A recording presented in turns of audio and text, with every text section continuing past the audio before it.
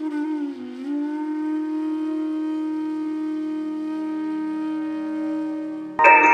ઉઠીને પણ ઘરમાં જેટલા લોકો છે નિયમ બનાવો, સૌથી પહેલા જય શ્રી કૃષ્ણ કરીશું. એ મંગલાચરણ આપણું. તમે જેનું ભલું ઈચ્છતા હોય ને એને રોજ જય શ્રી કૃષ્ણ કરો.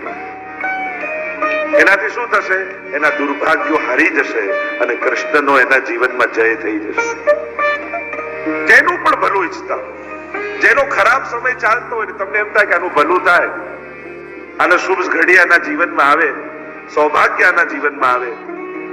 કદાચ તમારા જીવનમાં દુર્ભાગ્ય ચાલતું હોય ને તમને એમ થાય કે મારું દુર્ભાગ્ય ટળે અને સૌભાગ્ય મારા જીવનમાં આવે, તો રોજ કોઈ એક ભગવતી વૈષ્ણવને જય શ્રી કૃષ્ણ કરજો. ચોક્કસપણે તમને કહું છું તમારું દુર્ભાગ્ય ટળી જશે. રોજ કોઈ ભાવવાળો વૈષ્ણવ જે સેવા કરતો હોય ને એને જય શ્રી કૃષ્ણ કરો. જોજો તમારા જીવનમાં કેવું પરિવર્તન આવે. યત્ર યોગેશ્વરઃ કૃષ્ણ યત્ર પાર્થો ધનુર્ધરઃ તત્ર શ્રી વિજયો ભૂતિર્ધ્રુવા નિતિર્મતિર્મમ. ભગવાનનું નામ દુર્ભાગ્યને ટાળવા માટે કાફી છે. કોઈ ભગવતીની સન્મુખ લીધેલું ભગવાનનું નામ ક્યારે પણ નિષ્ફળ જતું નથી.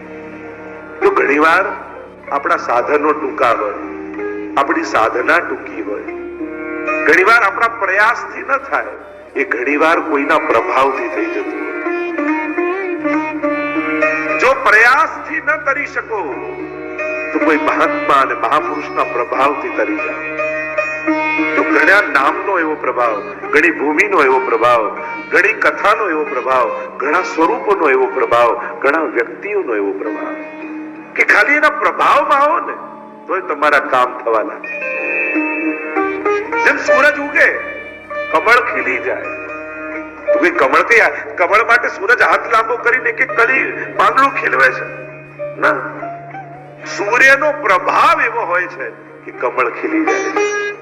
એમ તમારા જીવનમાં, આપણા જીવનમાં કોઈ એવો પ્રભાવ ખરો, કોઈ નામનો, કોઈ ભગવતીનો, કોઈ મહાપુરુષનો, કોઈ ભગવત સ્વરૂપનો, કોઈ મંત્રનો, કોઈ ગ્રંથનો, કોઈ એક એવું તત્વ જીવનમાં રાખો કે જ્યાં તમારો પ્રયાસ કામ ના લાગે, ત્યાં એના પ્રભાવથી તમારું કામ થવા લાગે. કોઈ એવું તત્વ જીવનમાં રાખો, કોઈ પણ જ્યાં તમને શ્રદ્ધા હોય. આ ભાગવતજી અહીંયા પધાર્યા. આ ભાગવતજીનો પ્રભાવ એવો છે અને કલ્પવૃક્ષ કયું છે, અહીંયા બેસેલો કોઈ પણ વ્યક્તિ મનમાં જે મનોરથ કરે એનો પૂરો થઈ જાય. એવો પ્રભાવ ભાગવતજીનો કયો. નિગમ કલ્પ તરોર ગલિતમ ફલમ શુકમુખાદ અમૃત દ્રવ સંયુતમ પીબત ભાગવતમ રસમાલયમ મુહુરહો રસિકા ભુવિ ભાવ. અરે કથા ન ચાલતી હોય એવા સમયે પણ કેવલ આ ભૂમિમાં આવીને 7 દિવસમાં કોઈ કેવલ માથું નમાવી જશે ને તો એના સગળા દુર્ભાગ્યો ટળી જશે. એવો પ્રભાવ ભાગવત રૂપી ભગવાન. ઘણી વસ્તુના પ્રભાવ. એક દીવાનો પ્રભાવ કેવો હોય? આખા ઓરડામાં અજવાળું કરે, આખા ઓરડામાં અજવાળું, એનો પ્રભાવ, એનો પ્રકાશ.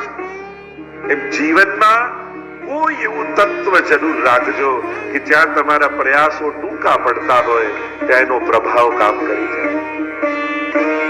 તો એમ કહેવાય કે જે ભાગ્યમાં લખ્યું છે એ એટલું જ મળશે ને ભોગવવાનું છે, એમ આપણે કહીએ છીએ.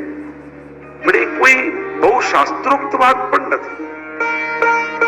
કારણ કે અનુભવો એમ કહે છે કે ભાગ્યમાં લખેલું નહોતું છતાંય કોઈના પ્રભાવથી મળી ગયું, કોઈના આશીર્વાદથી મળી ગયું, કોઈનું નામ જપવાથી થઈ ગયું, કોઈ સ્થળની યાત્રા કરવાથી થઈ ગયું, કોઈ સ્વરૂપની સન્મુખ થવાથી થઈ ગયું. એનો પ્રભાવ કામ કરી જાય. એ જ લેખ ઉપર મેઘ, એનું નામ જ તો આશીર્વાદ છે. નહીં તો ભાગ્યમાં લખ્યું હોય એટલું જ મળવાનું હોય, પછી આશીર્વાદ શું કામ? આશીર્વાદ એને જ કહેવાય કે ભાગ્યમાં નહોતું છતાં એને મળ્યું, કારણ કે કોઈના આશીર્વાદ મળી ગયા.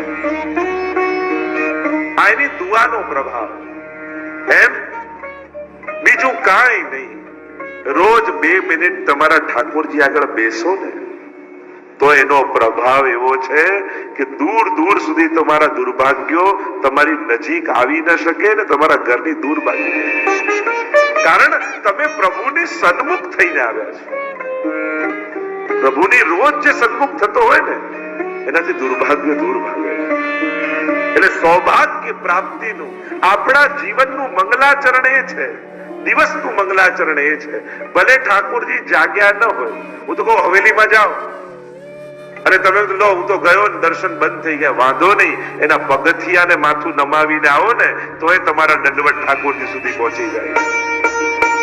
ભગવત ધામનો ફેરો ક્યારે ખાલી નથી જતો. જો દર્શન ન થયા હોય તો દુઃખ ન કરતા મંદિરે જવાયું ને એનો આનંદ માણીને પાછા આવજો. અંદર તો એક ઠાકોરજી છે, પણ આ પગથિયા ઉપર તો કેટલા વૈષ્ણવની ચરણ ધૂલી પડી છે. એ માથામાં લાગે તો દુર્ભાગ્યો ટળી જાય. આપણે ત્યાં સૌભાગ્ય પ્રાપ્તિનો એકમાત્ર ઉપાય જે મંગલનો નિધિ છે એ પરમાત્માની સન્મુખ થવું. અને એટલા માટે જેના ઘરે ઠાકોરજી બિરાજતા હોય એના ઘરના દરેક સદસ્ય જો પોતાનું સુખ અને સૌભાગ્ય ઈચ્છતા હો તો રોજ એ સ્થળ ઉપર વંદન કરજો જે ઠાકોરજી બિરાજે. જો સૌભાગ્ય ખીલવા લાગશે. આજ આપણું મંગલ આચરણ એ જ મંગલ આચરણ છે. અને મંગલ રૂપ નિધાન સાવરો મંગલ રૂપ મંગલ મંગલ વ્રજ ભૂમિ મંગલ મંગલ મિહ શ્રી નંદ યશોદા મંગલમ ભગવાન વિષ્ણુ મંગલમ ગરુડધ્વજ. અનેક અનેક શબ્દોમાં મંગલતાના ગુણગાન પ્રભુ માટે કરી શકીએ છીએ. મંગલનો નિધિ પરમાત્મા છે. અને એટલા માટે આપણું મંગલાચરણ એ મંગલના નિધિને વંદન કરવાથી થાય છે. સવારે સૌથી પહેલા આંખ મારી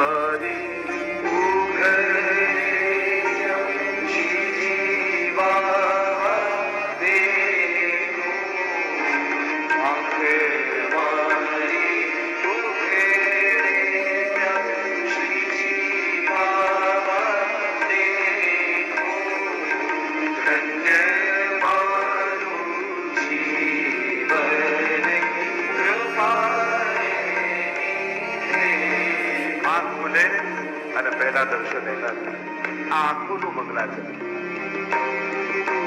બોલીએ કોઈ શબ્દ મુખમાંથી નીકળે, નક્કી કરો શબ્દમાં દિવસમાં પહેલો શબ્દ નીકળશે તો જય શ્રી કૃષ્ણ નીકળશે. આ મુખનું મંગલાચરણ. પગ ચાલે તો સૌથી પહેલા ભગવત સ્વરૂપ જ્યાં બિરાજતું હોય એ તરફ બે ડગલા ભરી અને પછી કાર્ય કરો. આ ચરણાર્થનું મંગલાચરણ. પોતાના પેટ ભરવા માટે દોડીએ એ પહેલા એ ઠેઠ માટે ચાલીએ તો આપ ચરણોનું મંગલાચરણ.